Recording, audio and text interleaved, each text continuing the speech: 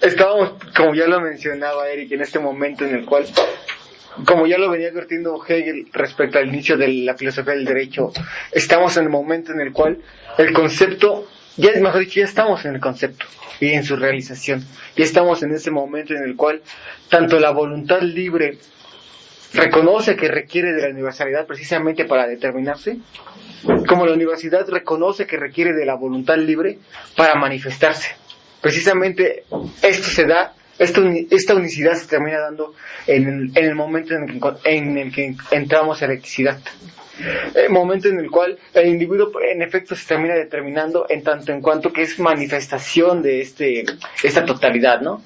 Es la parte manifiesta particular, por formularlo de algún modo rápido, del absoluto, ¿no? Del absoluto, y en tanto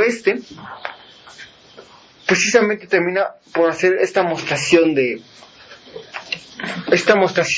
este movimiento cíclico, ¿no? De Hegel, este movimiento cíclico lógico en el cual no solamente el individuo termina siendo causa, sino además termina siendo causante. Y es que recordemos que a partir del momento de la laicidad, el individuo ya no se encuentra en una suerte de instancia ajena a la legalidad, ¿no? Al derecho jurídico y tampoco a la conciencia moral, tampoco al deber, sino que por el contrario, la conciencia moral ya no ve al deber como una suerte de imposición, ¿no? Una cosa de exterioridad a la cual hay que sujetarse. Asimismo, pasa lo mismo respecto al derecho jurídico. Ya no los ve como partes exteriores de sí, sino por el contrario, los ve como partes interiores de sí. Partes interiores que en tanto en cuanto esto terminan por ser partes constituyentes de lo que es. Precisamente el individuo es precisamente porque estas leyes son. El individuo sin estas leyes no se habría formado de tal o cual modo, es decir, no se hubiera determinado.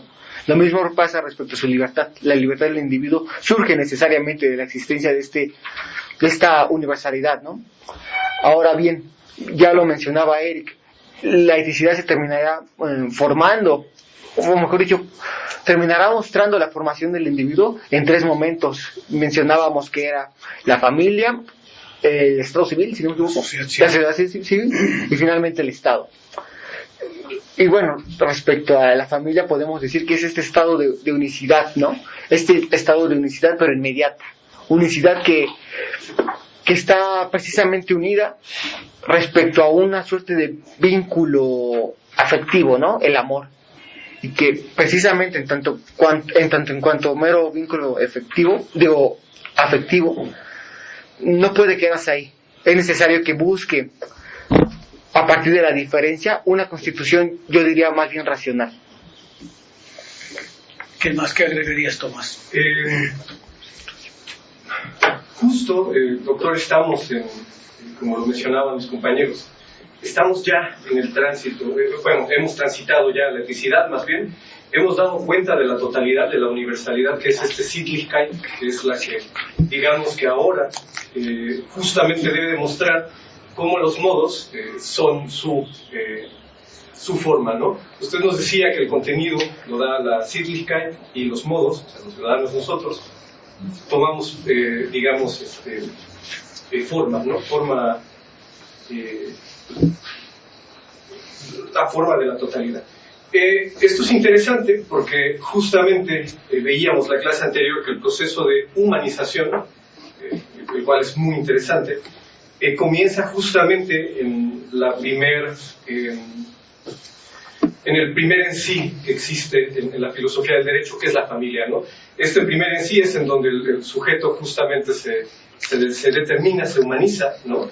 Y Hegel nos comenta que justamente la unidad de este primer en sí es el amor, ¿no? El problema viene cuando el sujeto que se ha formado en la familia tiene que ahora enfrentarse a este mundo que él lo ha puesto y que representa, digamos, ahora el paso para sí, ¿no? Veíamos también, interesantemente, que la libertad y el régimen de libertad de Hegel se alcanza toda vez que el sujeto se reconoce en el movimiento universal que lo ha formado, ¿no? Esto es interesante porque, a diferencia de Kant, quien decía que la felicidad y el régimen de libertad podía o no alcanzarse si uno cumplía, digamos, su parte al interior de la totalidad. A diferencia de eso, Hegel, y muy cercano a las filosofías helenísticas, piensa que justamente se alcanza este régimen de libertad una vez que se interioriza la ley para tener certeza en lo que el sujeto actúa, ¿no? Es decir, el sujeto, en tanto ser ético y emanado de esta Sittlichkeit, tiene que reconocerse en ese movimiento e igualar sus leyes, las leyes del funcionamiento y las leyes de la voluntad propias, al movimiento universal. Una vez hecho esto, el individuo logra reconocerse como parte del movimiento y logra alcanzar la libertad y la felicidad, ¿no? Veíamos también, otro de los puntos interesantes, es que el derecho no se sostiene a sí mismo, ¿no? Era una frase que usted nos lanzaba y que reflexionándola tiene todo sentido, ¿no? Probablemente los abogados no la comprendan porque ellos han emanado o han tomado esta idea muy kantiana, ¿no? Del derecho positivo como el derecho como lo más alto. Sin embargo, Hegel comprende que el derecho no es su propio fundamento, ¿no? Sino que el fundamento del derecho es justamente este movimiento universal que representa la Sittlichkeit. Y como eso, el derecho mismo en los estados modernos debe irse actualizando con respecto a este marco ético que representa la Sittlichkeit, ¿no? Y creo que más o menos por ahí nos quedamos. Hablamos un poco del caso también de la evolución que ha tenido históricamente el paso de las mujeres, por ejemplo, ¿no? De familia, ¿no? Ajá. Y eso nos demostraba cómo la Sittlichkeit se va actualizando con respecto a distintas épocas y movimientos espirituales, ¿no? Creo que yo me quedaría con eso, doctor. Rodrigo, ¿qué más? Bueno, como ya lo han mencionado mis compañeros, creo que lo que resalta ahora es el regreso, ¿no? Demostrar la parte fundamental de cada particular dentro del Estado y cómo se conforma. Y esto me parece que es fundamental, tener el conocimiento que Hegel ya nos ha propuesto en la lógica, ¿no? De alguna manera se entiende que el recorrido que ahora estamos, bueno, ya se hizo y ahora que va de regreso, está fomentado justamente por la concatenación del modo en las sustancias, ¿no? O sea, justamente ese tránsito y esta reciprocidad en doble sentido, o este doble movimiento que sí encontramos en Hegel, es lo que permite consolidar un Estado de Derecho legítimo. Bueno, yo así lo nombraría, en el entendido de que dentro de este Estado está contenido cada uno de los modos o particulares de una forma activa y participativa, de tal forma que le da el movimiento mismo, ¿no? El sujeto no es un sujeto más, sino que el sujeto es la expresión viviente del Estado y su manifestación en un marco político. Entonces, para que suceda esto, es necesario justamente ver el recorrido, no nada más ontológico del Estado como consolidado, sino también histórico. Eso es lo que a mí me resulta muy interesante, porque ya entendimos que la formación del Estado en su unidad, digámoslo, es necesario verse a través del recorrido ontológico e histórico, ¿no? Entonces, en ese sentido es como lo que ya comentaba hace unos momentos Tomás, cómo a través, por ejemplo, de la familia podemos dar cuenta de cada uno de estos estadios históricos que van siendo necesarios para formar la idea de libertad del individuo en su realización en esa esfera o ese estadio social, ¿no? Y en ese caso, pues no nada más está la familia, está la sociedad, etcétera, ¿no? Entonces, creo que eso es lo que da cuenta Hegel, y por eso es necesario no quedarnos ya como la unidad, entendida como la Wirklichkeit. Entonces, ahora lo que hay que ver es el potencial del modo dentro de esa unidad, para poderla consolidar. Entonces, ahora estamos haciendo el recorrido, digamos, de espalda, ¿no? Vamos de regreso. Recuerden que para Hegel es fundamental esto, que la sociedad civil es el momento de la negatividad, de la diferencia. Es el momento que va a romper con la unidad no reflexiva de la familia.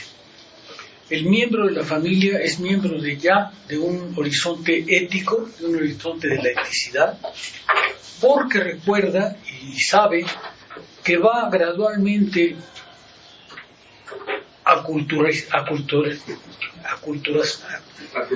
aculturándose, está bien.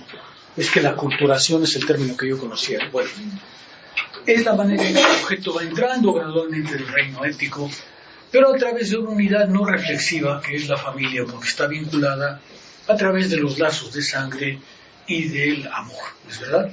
La sociedad civil, en cambio, lo que va a hacer es introducir la diferencia cuando la familia se disuelve, cuando el miembro de la sociedad civil, el miembro de la familia sale al exterior, tiene que salir al exterior. De hecho, la familia para Hegel es lo que permite esa salida, lo que crea las condiciones para esa salida, para la expulsión del miembro de la familia. Y esa expulsión, esa negatividad que aparece con él, es una de las características fundamentales de la sociedad civil, que va a ser definida por Hegel como el momento más contradictorio de la eticidad. La sociedad civil es el reino, lo vamos a ver ahorita, de la contradicción. Es el reino en el que la diferencia, que es al mismo tiempo, como decía Mónica, el motor del proceso, se muestra a plena luz. Estoy en el parágrafo 182. Se ha disuelto la familia, consideren que se ha disuelto la familia. La persona concreta, que es para sí misma un fin particular, en cuanto a totalidad de necesidades y mezcla de necesidad natural y arbitrio, es uno, dice Hegel, uno de los principios de la sociedad civil. La persona concreta, que es para sí misma un fin particular. Un fin particular que tiene una totalidad de necesidades y que es a la vez mezcla de necesidad natural y arbitrio. Hegel usa dos términos alemanes que el traductor correctamente coloca. El primer término, totalidad de necesidades, Bedürfnisse, quiere decir literalmente simplemente necesidad material. Es decir, el individuo que sale de la familia trae consigo una necesidad natural, se debe llenar sus condiciones de vida. En ese sentido, Bedürfnisse quiere decir justamente la necesidad en sentido material del término. En ese sentido, cada uno de nosotros requiere de los demás para satisfacer sus propias necesidades. Pero además, es también mezcla de la necesidad, ahí es lógica, Notwendigkeit, natural y arbitrio. Es decir, él no es solamente alguien que requiere a los demás para satisfacer sus necesidades, sino que también pertenece al orden de la necesidad, pero todavía bajo la forma del arbitrio, bajo la forma de la contingencia. Esa es solo una de las partes de la sociedad civil. Ese es uno de los dos grandes principios de la sociedad civil. Pero la persona particular está esencialmente en relación con otra particularidad, de tal manera que solo se hace valer y se satisface por medio de la otra persona, y es a la vez solo por la mediación de la forma de universalidad, que es el otro principio. Hay dos principios en la sociedad civil. El individuo particular que ha salido de la familia, que debe encontrar necesariamente otra conciencia, otras conciencias para satisfacer sus necesidades, pero que se coloca como un fin particular, un fin para sí, que él busca para sí mismo. La otra pata de la sociedad civil es la universalidad. Solo que la universalidad, que aquí consiste en el encuentro con otras conciencias, va a ser una universalidad meramente abstracta. Es universalidad porque supone la existencia de un otro y de muchos otros, de la totalidad. Pero todavía es una forma de universalidad abstracta porque no es el reino de la eticidad, sino simplemente el reino que resulta de del necesario encuentro y dependencia mutuos. Entonces hay dos patas en la sociedad civil, eso es lo que está diciendo Hegel, que es muy importante. Hay dos patas en la sociedad civil. Uno, el individuo particular, que es un fin en sí, que se considera un fin en sí, que debe efectivamente como tal a la vez realizarse en el mundo, pero que requiere a los demás bajo la forma de la necesidad elemental. Tiene que comer, tiene que vestirse, tiene que hacer sus condiciones de existencia. La otra pata es la universalidad. Pero esta universalidad surge simplemente del hecho de que que requiere de los demás encuentra lo intersubjetivo como un dominio común que no es racional todavía en sí, y sin embargo es una forma de universalidad absolutamente necesaria.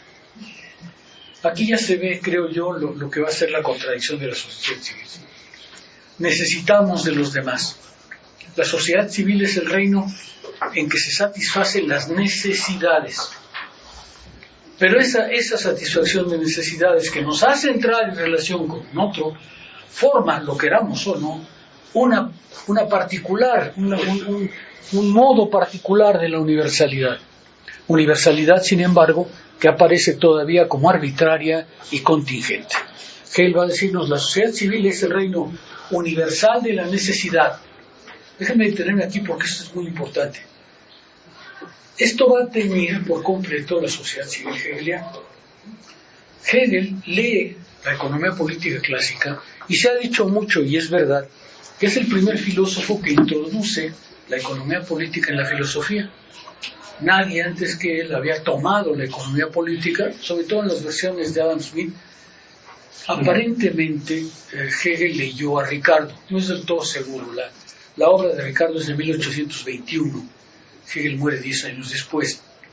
Aparentemente la obra de Ricardo estaba en la biblioteca de Hegel, pero al menos yo no alcanzo a ver la presencia de Ricardo. Sí, claramente la de Adam Smith.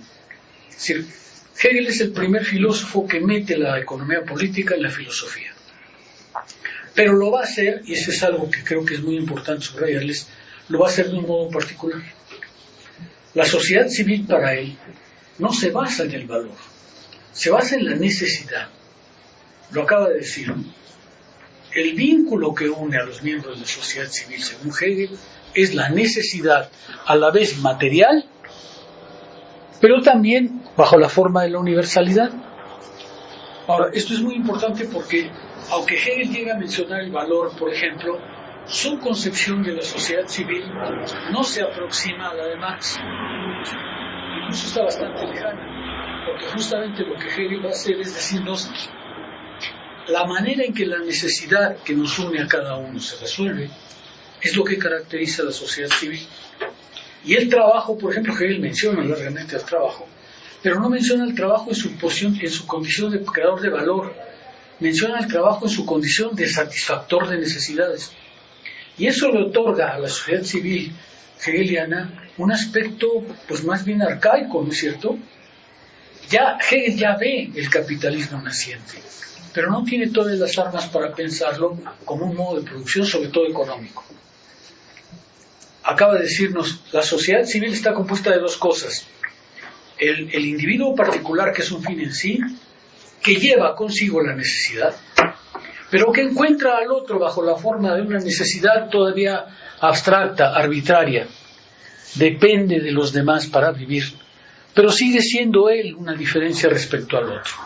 Y la sociedad civil va a ser justamente esa constante contradicción. Si alcanzó a dibujar un poco como no vamos a avanzar demasiado en la sociedad civil, me parece muy importante dejarles esa idea. Hegel es a la vez, vuelvo atrás, el que hace suya la economía política, y lo va a decir, la economía política es una ciencia muy deslumbrante, dice él, porque en el despelote que es la vida en las sociedades, introduce un aspecto de orden, ¿no? Introduce leyes, introduce principios. O sea, él ve que la economía política es alguien que nos muestra una ley fundamental de la existencia de las sociedades modernas. Pero al mismo tiempo no reconoce en la economía política todavía lo que va a venir mucho más adelante con Marx, la necesidad de hablar del valor trabajo. Hegel va a hablar más bien de la necesidad, del intercambio necesario y del trabajo como satisfactor de necesidades. Y sin embargo, a partir de ahí, va a ser una crítica que es propia. La sociedad civil, estoy en el agregado, la sociedad civil es la diferencia que aparece entre la familia y el Estado. Es la diferencia, el reino de la diferencia. Aunque su formación es posterior a la del Estado. Aquí es interesante este comentario porque, como recuerdan, Hegel dice, una cosa es el desarrollo lógico y otra cosa es el desarrollo histórico. La sociedad civil, ¿sí? La sociedad civil es posterior al Estado. El Estado, en el sentido hegeliano del término, se formó antes. La sociedad civil es un fenómeno moderno, un fenómeno reciente. Y sin embargo, desde el punto de vista lógico, primero es la sociedad civil como diferencia y luego el Estado como conciliación de las diferencias de la sociedad civil.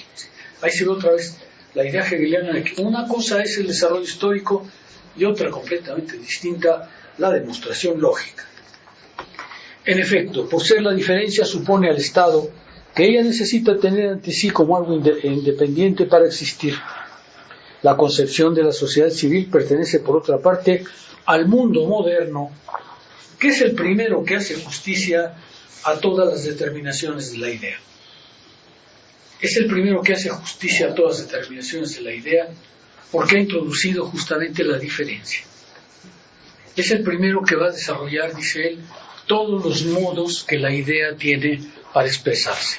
Ya existía la familia, ya existía el Estado previamente, pero ahora aparece una nueva forma. Hegel incluso va a decir que por fin tenemos al hombre real. Hegel va a decir, en la sociedad civil por fin tenemos la definición de hombre. Ya no es sujeto, ya no es persona, ya no es sujeto moral, ahora es el hombre con todas sus necesidades, el hombre que debe todos los días salir a ganar la subsistencia, a luchar con la diferencia, a constituirse en el Estado. Cuando se presenta al Estado como una unidad de diversas personas, como una unidad que es solo comunidad, lo que se miente es exclusivamente la determinación de la sociedad civil. Muchos de los modernos doctrinarios del derecho público no han salido de esta comprensión del Estado. Y Hegel tiene razón. Los que consideran que la sociedad civil es la forma más alta de la eticidad, para Hegel se equivocan. La forma más alta de la eticidad es la política, literalmente para él. Es la vida política, la vida del ciudadano, la vida de las instituciones, la vida del Estado, la vida del gobierno, la vida de las leyes. Esa es la forma más alta. La sociedad civil no. Esto es interesante, porque creo que tiene razón al decir, muchos creen que el problema de la sociedad moderna es la sociedad civil, y no es ese el último reducto de la eticidad. El último reducto es la vida política. Para Hegel está claro que es el Estado, las instituciones del Estado, aquello que ordena la vida política y civil, lo que es ahora sí la cumbre de la eticidad, no la sociedad civil. Hegel separa muy bien al Estado de la sociedad civil, pero es para colocar al Estado como fundamento de esta, no como consecuencia de esta, ¿sí? Gran parte de las filosofías políticas hoy, para Hegel no serían suficientemente políticas, porque seguirían hablándonos del problema de la distribución, del consumo, de la justicia. Todo eso está bien, pero no es para Hegel la forma más alta de la eticidad. Son simplemente representaciones de la sociedad civil. En la sociedad civil, cada uno es un fin para sí mismo y todos los demás no son nada para él. Esa es la imagen que tiene el miembro de la sociedad civil. Él es un fin para sí y todos los demás no son nada para él, salvo otros medios para satisfacer sus fines. ¿Sí se ve? La sociedad civil es la sociedad de la diferencia. Ahí cada uno de nosotros adopta un punto de vista como fin en sí mismo. Y claro que necesita a los demás, pero esa necesidad es arbitraria, es contingente, puede darse o no puede darse de buena fe o puede darse de mala fe. No hay para Hegel en la sociedad civil nada que justifique que es la última forma de la vida organizada en la modernidad. Pero sin relación con los demás no puede alcanzar sus fines. Los otros son, por lo tanto, medios para el fin de un individuo particular. Hegel va a llamar a esto un reino del entendimiento. La sociedad civil para él no es el espacio de la razón, está para la vida política. Este es el espacio del entendimiento. ¿Por qué el entendimiento? Porque como sabemos el entendimiento lo que hace es fragmenta, analiza, separa, divide. Entonces la sociedad civil es el reino del entendimiento. Y la universalidad que alcanza es toda una universalidad contingente. Déjenme detenerme un poco ahí. Vean ustedes, Hegel está, a pesar de que, como les digo, no conoce la sociedad, la economía política de clases a fondo, En cambio está por encima de la economía política clásica, porque él considera que la sociedad civil, es decir, el mundo del intercambio, el mundo de las necesidades, el mundo del trabajo, no es el último fin de la sociedad moderna. La sociedad moderna requiere de ese horizonte, pero ese no es su fundamento. Su fundamento está en las instituciones, las leyes, el Estado, entendido como aquello que realmente organiza la vida política. ¿Sí? Él hace mucho más énfasis en eso que la economía política. Cuando uno lee, por ejemplo, a Adam Smith o a Ricardo, pues se entera que existe el Estado, pero en realidad su problema no es ese, su problema es cuál es el régimen del intercambio, de dónde viene la riqueza, cómo se produce el plusvalor, ¿no es cierto? Y consideran que con eso ya se resolvió la sociedad moderna. Hegel dice que no, que en realidad le falta todavía el fundamento político, institucional, para que esa vida tenga sentido. La sociedad civil es el reino del entendimiento, de la diferencia, de la universalidad abstracta, de la contingencia, porque es contingente que logres tus fines en la sociedad civil. Por ejemplo, Hegel va a discutir, cuando hable del patrimonio, va a decir, pues mire, es muy importante cuando pensamos en alguien, todavía estamos en el siglo XIX, imagínense, ¿qué herencia recibió? Porque no se puede decir que todos tengan la misma posibilidad de salir adelante, ¿no? Hay a quien su familia le deja un capital y otros a los que no nos deja más que una mano adelante y otra atrás. Entonces, claro, pues las diferencias son muy grandes, ¿no? Entonces, voy a decir, el patrimonio es una parte de la suerte que el individuo va a jugar en la sociedad civil. Cómo le vaya, pues depende en gran medida justamente de cosas así. Por tanto, mucha gente queda excluida del patrimonio de la sociedad civil. ¿Por qué? Porque es el reino de la contingencia. Claro que todos dependemos de todos y aparentemente logramos una cierta armonía, una universalidad, pues por esa dependencia. Pero esa dependencia para Hegel no es la universalidad verdadera, es solamente la universalidad abstracta y contingente de la dependencia material, ¿cierto? ¿Sí se ve lo que estoy intentando decir? Estoy intentando decir, a la vez que Hegel subsume de manera particular la economía política, subraya más el aspecto político que el aspecto económico. Para él, el aspecto económico no es el fundamento último de las sociedades modernas. Eso cae necesariamente en el orden institucional, legal y político. En la constitución política, Hegel tiene ese sentido, a diferencia de los economistas clásicos, ¿no?, que se detienen en el reino del intercambio, en el reino del valor.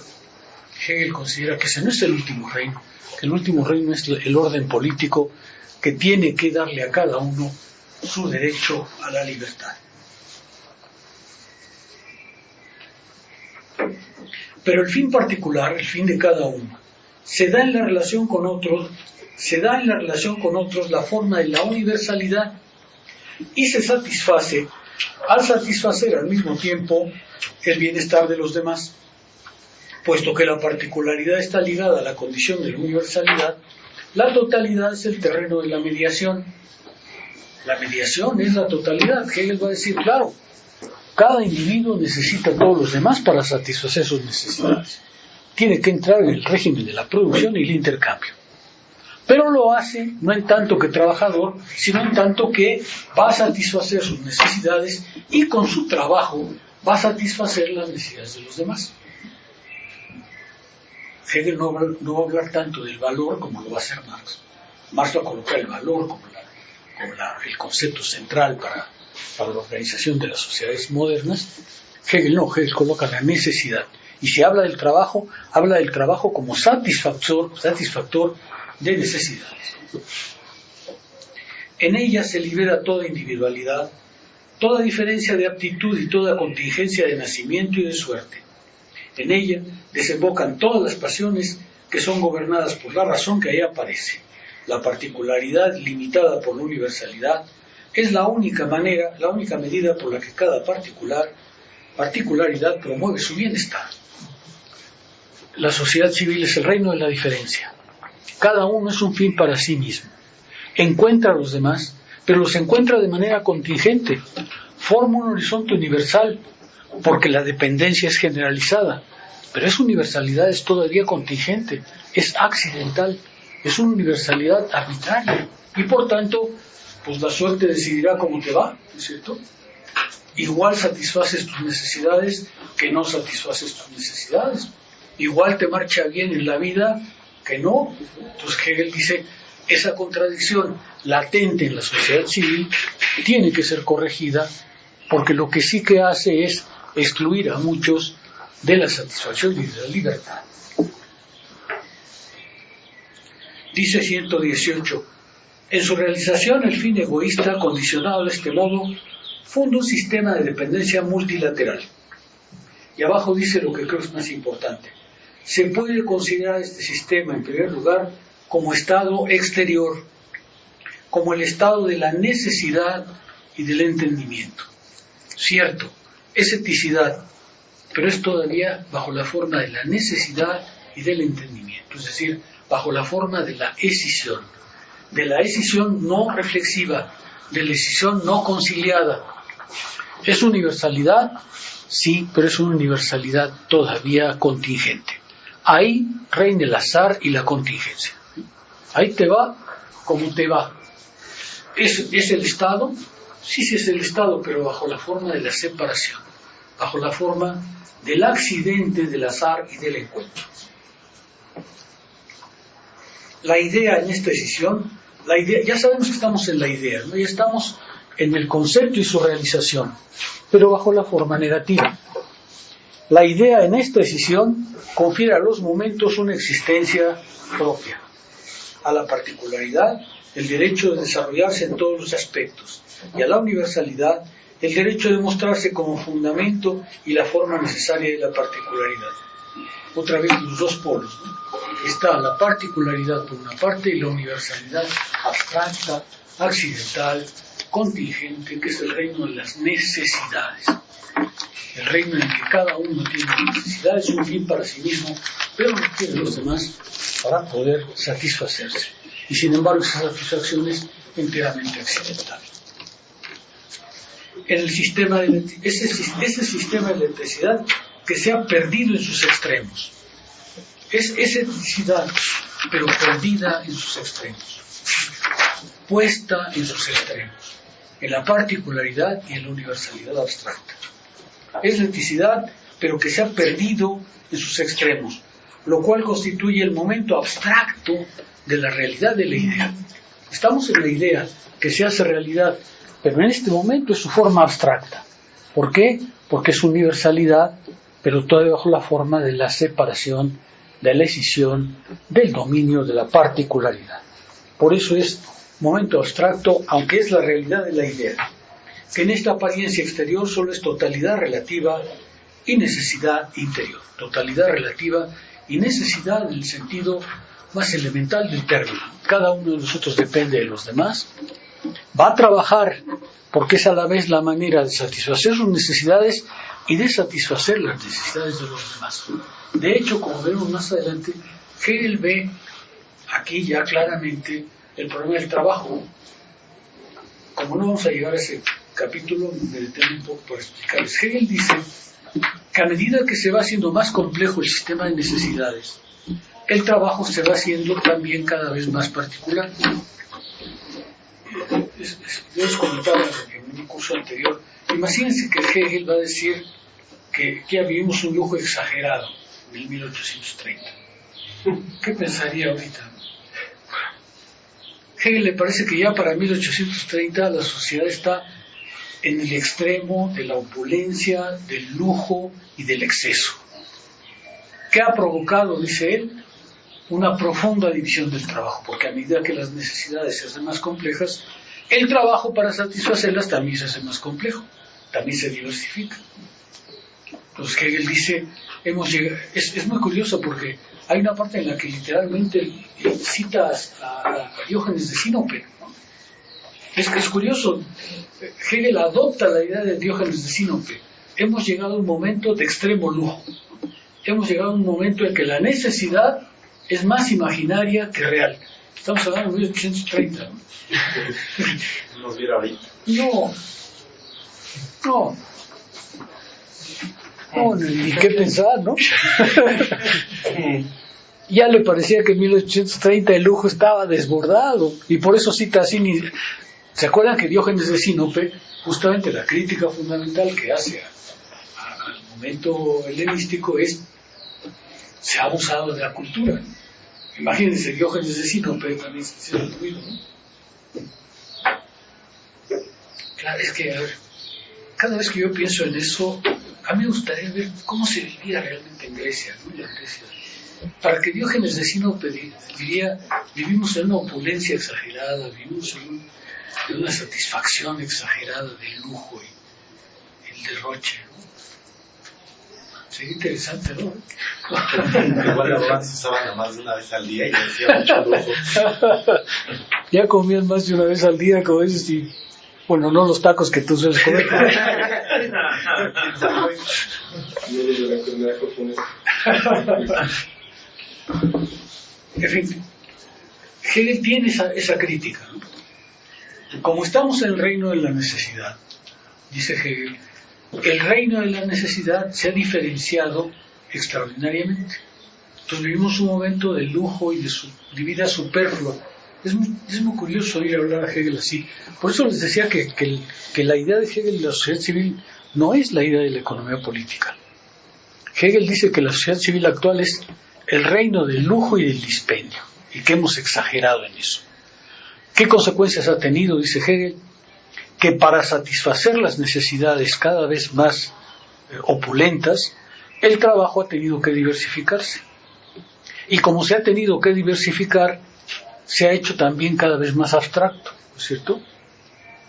Ahora ya hay, según Hegel, una división del trabajo sumamente particular, porque como las necesidades han crecido, pues para satisfacerla el trabajo se ha tenido que diversificar, ¿verdad? Y ahí es donde Hegel encuentra el trabajo abstracto de hoy, ¿no? Dice: hoy es muy fácil, dice él, imagínense, su tiempo lo está diciendo, hoy es muy fácil que una máquina sustituya a un trabajador.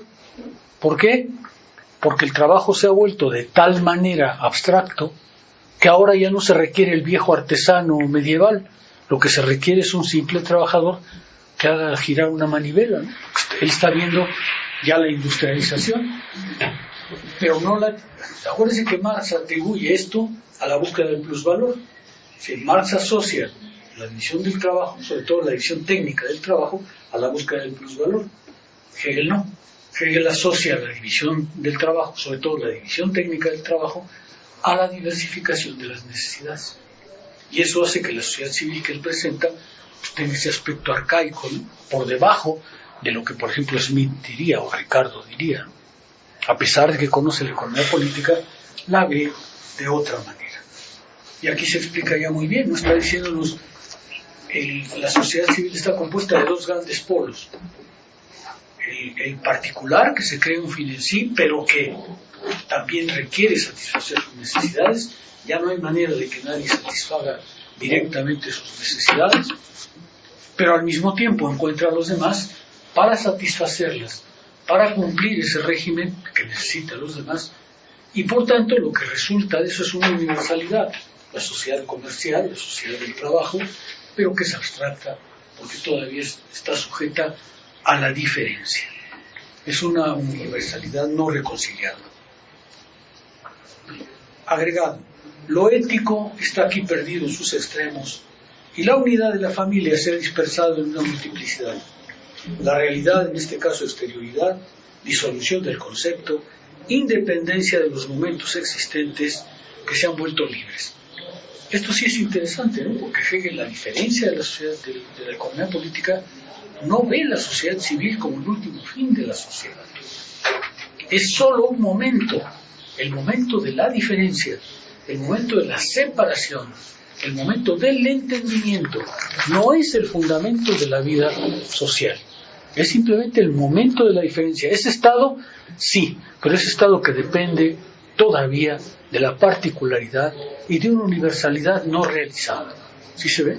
En ese sentido, Hegel es más crítico que la economía política, porque la economía política sí pensaba que la sociedad del mercado era la última la última palabra en la formación social. Y Hegel va a decir que no, que en realidad no es más que un momento, el de la diferencia.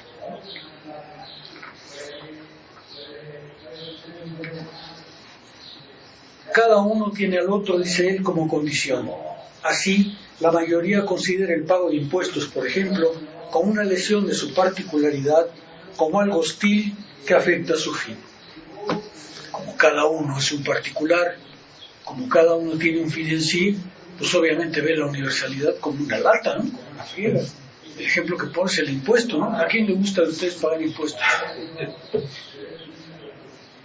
Si yo me compro una corbata, el IVA me choca, ¿no? O sea, ¿por qué? Pues porque tengo la perspectiva de la particularidad, que me coloco como un fin en mí y entonces veo el impuesto y el Estado como un obstáculo. ¿Por qué? Porque no alcanzo a ver que esa no es la última universalidad de la sociedad civil. Dice, pero por muy verdadero que esto pueda parecer, la particularidad del fin no puede, sin embargo, satisfacerse sin lo universal, y un país en que no se pagara impuestos no se distinguiría por el fortalecimiento de la particularidad. Este es el mecanismo que va a guiar toda la sociedad civil. El particular requiere a los demás. Tiene que formar una universalidad, pero la ve como un obstáculo. A veces la ve como un bien, porque de todas maneras se satisface, ¿no es cierto? Pero lo normal es que lo vea como un obstáculo. Y el sujeto, el hombre de la sociedad civil, con toda la complejidad que lleva ya consigo, de todas maneras no logra ver la universalidad, no logra colocarse en el ámbito de la eticidad verdadera.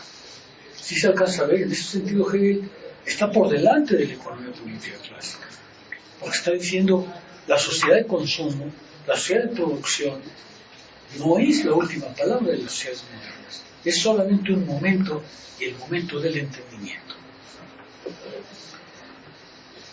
Sin desearlo, promuevo la universalidad. Sin desearlo, produzco universalidad, pero una universalidad abstracta. Dice al final, promoviendo mi fin, promuevo lo universal, que promueve a su vez mi fin. Esto es lo que Hegel llama algunas veces astucia de la razón. En realidad, actuando yo, produzco una universalidad. La universalidad que produzco al mismo tiempo me produce a mí, pero sigue siendo contingente. ¿Por qué? Pues porque lo hago no solamente de manera inconsciente, sino porque en realidad no tengo a la vista más que mis fines. ¿Sí? Cuando el señor Slim decide hacer dinero, pues lo que él tiene son sus fines, ¿cierto? ¿Promueve el empleo? Sí. ¿Genera riqueza en la sociedad? Pues sí, pero eso sucede de manera concomitante, eso no sucede porque ese sea su fin. Su fin es el mismo, solo que tiene que pasar por lo universal para poder lograrlo. Y el problema es que nunca va a resolverse dentro de la sociedad civil esa contradicción. ¿Sí? ¿Por qué? Porque el miembro de la sociedad civil sigue viendo el mundo desde su perspectiva particular y no la puede modificar. ¿Sí se ve?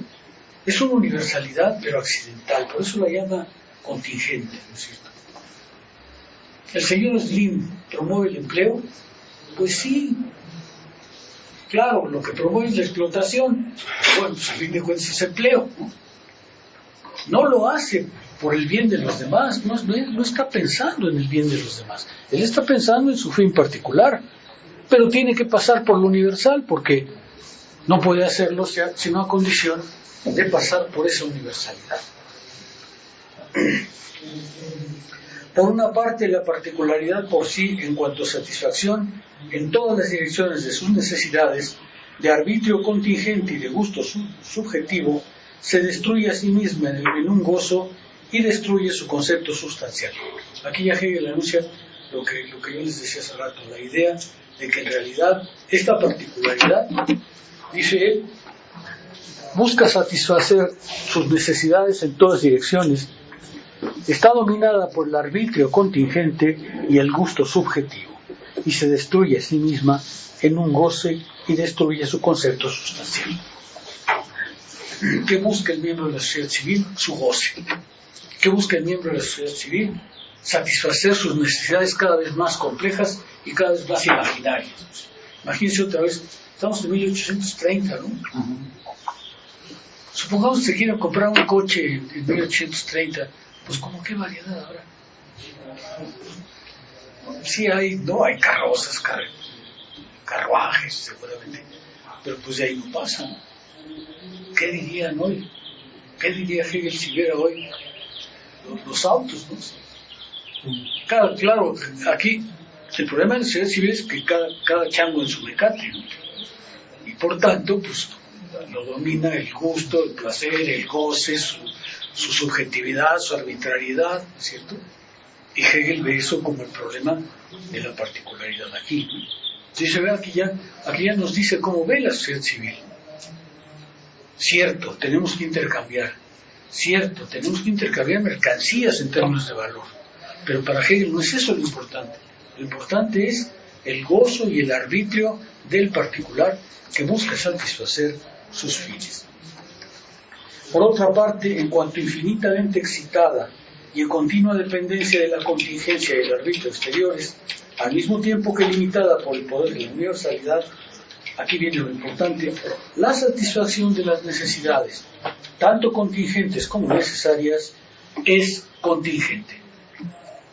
Cierto, cada uno va a la sociedad civil a satisfacer sus necesidades, y va con su particularidad, va con su deseo del gozo, va con su deseo del placer.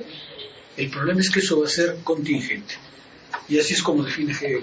Dice, la sociedad civil ofrece en estas contraposiciones y en su desarrollo el espectáculo del libertinaje y la miseria, con la corrupción física y ética que es común a ambas. O sea, Hegel no vacila en criticar la sociedad civil. Es, dice él, el desarrollo del espectáculo del libertinaje y la miseria, con la corrupción física y ética que es común a ambas. El libertinaje, porque los ricos, dice él, aquellos que pueden, multiplican sus necesidades de manera imaginaria. Miseria, porque al hacer eso lo que provocan es que el trabajo se diversifique, que el trabajo se convierta en cada vez más abstracto y que haya cada vez más gente que no tiene ingreso al régimen del trabajo. Esa es la contradicción que él ve. Hegel ve la sociedad civil como contradictoria. Difícilmente se puede decir que sea tolerante con ella, ¿no? Dice, ofrece el espectáculo del libertinaje y la miseria, es decir, del gusto exagerado, de la satisfacción exagerada de necesidades, pero de la miseria que eso provoca en todos aquellos que no entran en ese régimen.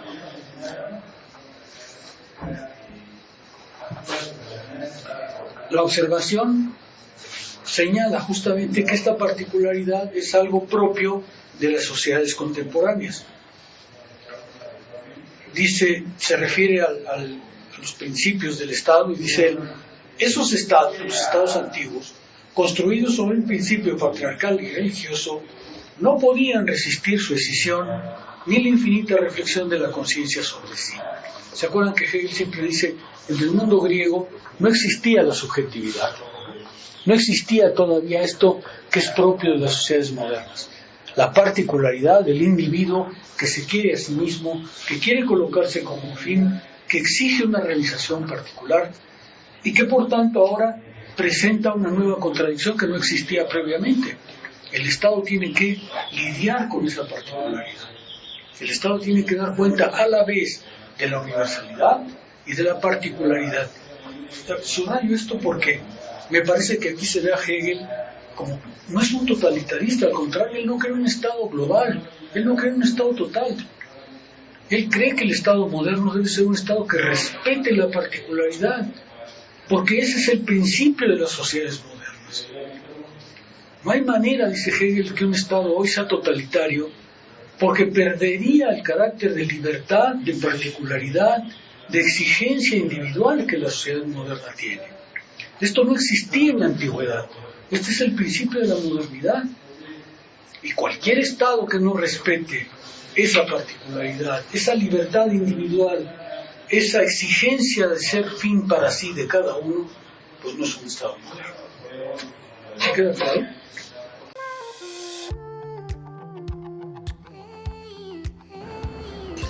Escape to the genuine Mayan culture at Tulum, Mexico, Casa Bix Abil was inspired by ancient Mayans' way of life, originated in the 12th century.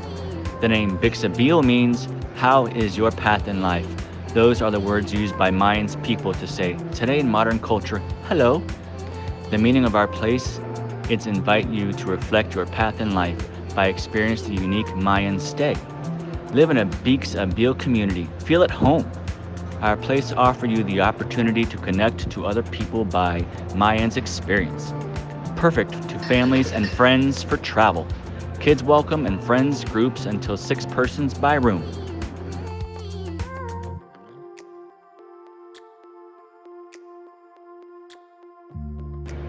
Enjoy our common amenities: community kitchen, breakfast area, rooftop bar, co-working area, restroom, free bikes, and a wonderful pool.